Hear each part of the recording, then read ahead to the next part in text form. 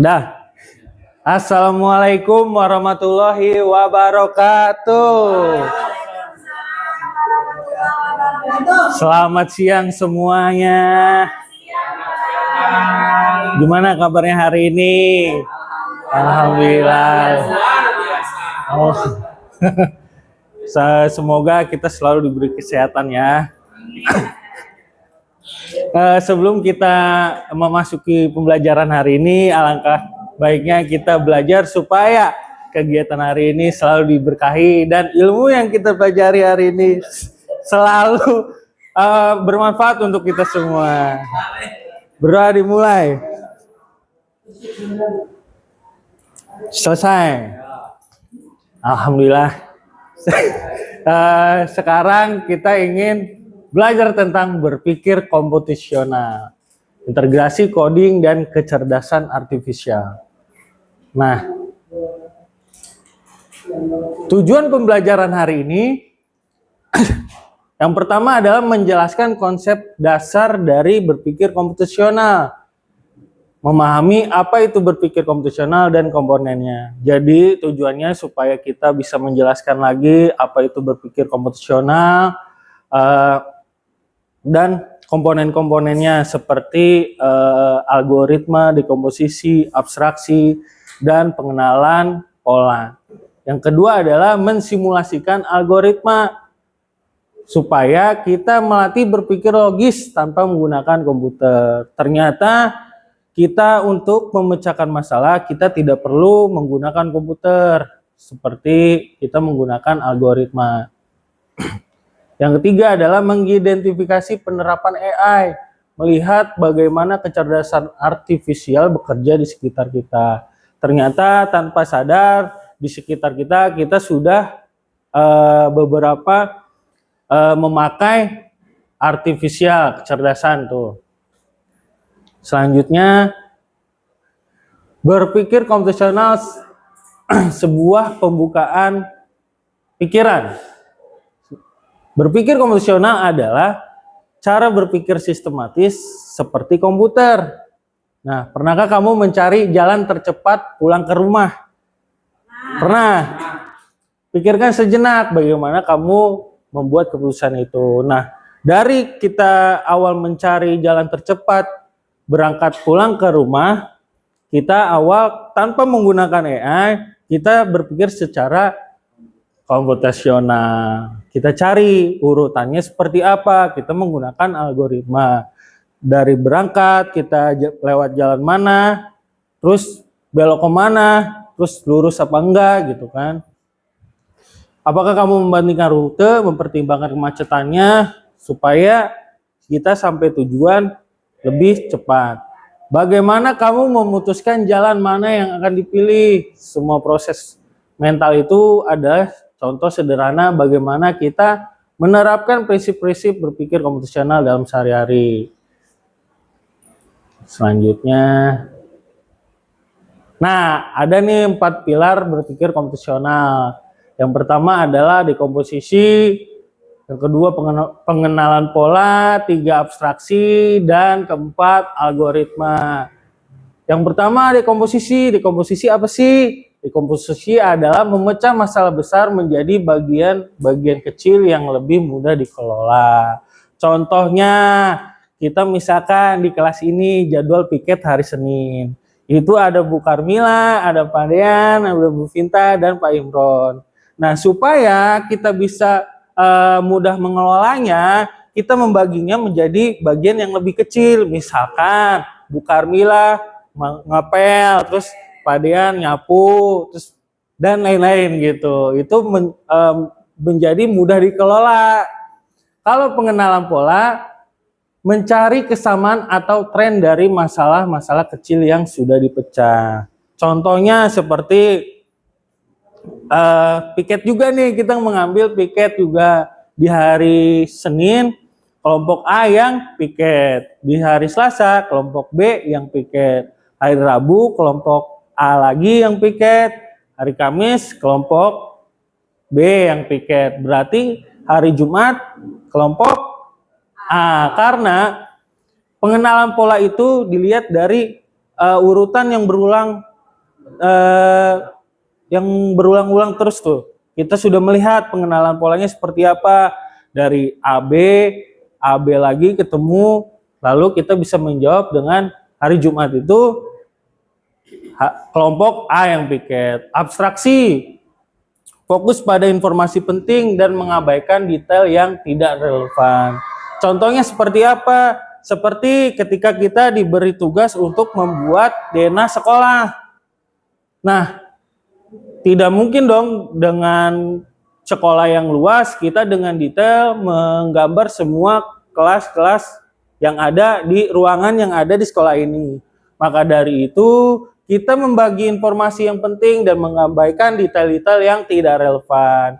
Seperti kita menggambar kelas-kelas dari kelas 7, 8, 9, terus kantor guru dan WC itu adalah detail-detail yang penting. Yang keempat, algoritma menyusun langkah-langkah sistematis untuk memecahkan masalah. Contohnya sama seperti kita membuat mie instan, urutannya seperti apa, langkah-langkahnya sistematis supaya kita bisa membuat mie instan dan mie instannya jadi dan bisa dimakan. Nah, ini ada aktivitas nih, robot dan programmer. Dalam aktivitas ini, satu siswa berperan sebagai robot dan siswa lain sebagai programmer. Programmer akan memberikan instruksi langkah demi langkah kepada robot untuk mencapai satu tujuan, misalkan mengambil spidol. Kalau sekarang coba dua siswa adik-adik, mohon dong ke depan, ayo mangga, ayo ibu-ibu. Nah, misalkan Ibu Karmila jadi robot, ibu jadi programmernya. Bagaimana programmer menginstruksikan robot supaya bisa mengambil mouse ini dari situ? Gimana coba? Instruksinya adalah maju, belok kiri, belok kanan, gitu. Ayo coba. Maju satu langkah. Maju. Belok kiri. Belok kiri. Belok kiri. Belok gini. Ulang. Belok kiri gini. Gini. Iya. Aku kira kayak apa bebe gitu loh. Ayo ulang.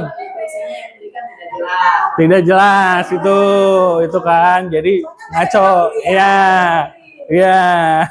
Ayo. Perbaiki. Iya, oke. Bagus itu jadi sesuai sama. Ya, lanjut. Maju. Hadap kiri. Maju. Maju. Hadap kanan. Maju. Maju. Ambil mouse. Nah, itu adalah contoh dari instruksi algoritma. Jadi si programmer itu menginstruksikan si robot untuk mengambil mouse yang ada di meja. Apa yang terjadi jika instruksi yang diberikan tidak jelas? Tadi sama seperti hal itu. Ngaco, jadi gitu kan. Jadi bingung, robotnya bingung kan, tidak jelas, jalannya tidak jelas, jadi akhirnya tidak bisa mengambil mouse-nya. Bagaimana kita bisa memperbaiki instruksi agar robot berhasil? Kita menginstruksikannya dengan jelas, dengan informasi yang jelas agar si robot pun mengerti apa yang diinstruksikan. Nah, selanjutnya nih, mengenal coding dan kecerdasan artifisial. Cara kita memberikan coding adalah cara kita memberikan instruksi kepada komputer atau robot agar mereka dapat bekerja sesuai keinginan kita. Sama seperti penerapan aktivitas kita tadi, itu juga sudah disebut coding. Coding itu tidak perlu menggunakan komputer. Karena di kehidupan sehari-hari kita juga bisa menggunakan coding tanpa menggunakan komputer. Yang kedua adalah kecerdasan artifisial, kemampuan mesin untuk meniru kecerdasan manusia seperti belajar memecahkan masalah dan membuat keputusan. Sama nih, kecerdasan buatan juga sudah kita familiar di kehidupan sehari-hari kita nih.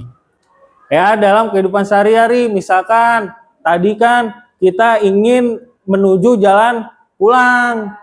Itu kan kalau misalkan kita menggunakan manual, kita hanya bisa mengandalkan pikiran, mengingat jalan mana yang paling efektif, macetnya paling sedikit, itu kita menggunakan manual. Nah, penggunaan AI dalam kehidupan sehari-hari bisa membantu kita lebih mudah untuk pergi pulang. Contohnya penggunaan Google Maps, mencari rute tercepat untukmu. Jadi ketika kita ingin pergi pulang, jadi kita bisa menggunakan Google Maps. Kamera HP, AI mengenali wajahmu dalam foto.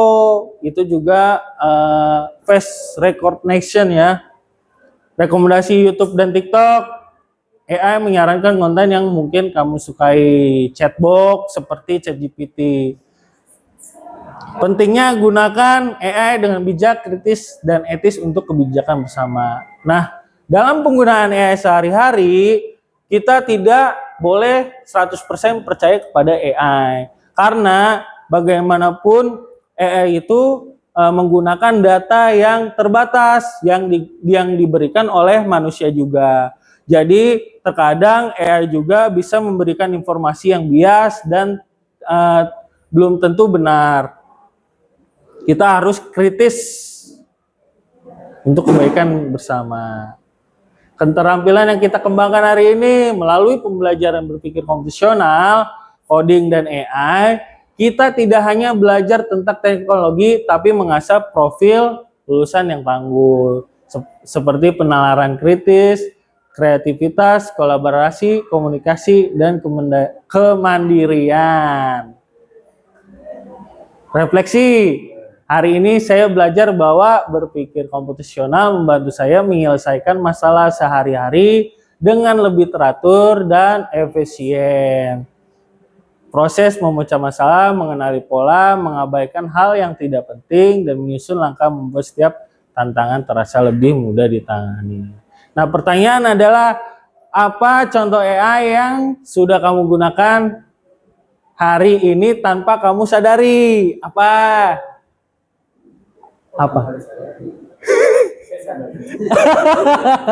Ini tanpa kamu sadari. Apa? Penggunaan apa? Lagu Spotify. Nah, bisa. Apalagi? Lagu tiba-tiba lagunya memang yang saya suka. Itu adalah algoritma. Berdasarkan apa yang kita sukai. Apalagi? Nggak ada. Oke, udah. Kalau yang disadari dengan banyak apa? ChatGPT, Google Translate. Oke. Masa depanmu ada di tanganmu. Informatika bukan hanya tentang komputer, tetapi tentang cara berpikir sistematis untuk hidup lebih mudah dan cerdas. Terima kasih.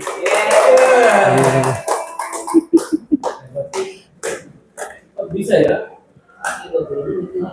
Nggak ada kayaknya. Maksudnya dari datang katanya belum bikin, sekarang udah jadi itu.